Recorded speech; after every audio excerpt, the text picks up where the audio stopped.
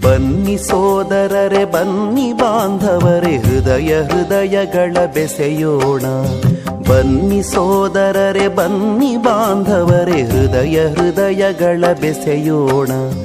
ವಸುಧಾ ಕುಟುಂಬ ರಚಿಸೋಣ ಮೊಳಗಲಿ ತಾಯ ಯಶೋಗಾನ.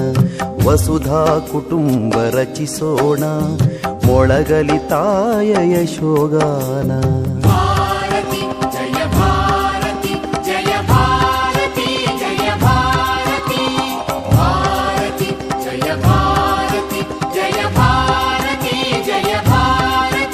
ಹಸಿವಡಗಲಿ ತೃಷ ಹಿಂಗಲಿ ಅಜ್ಞಾನದ ಪೊರೆ ಹರಿಯಲಿ.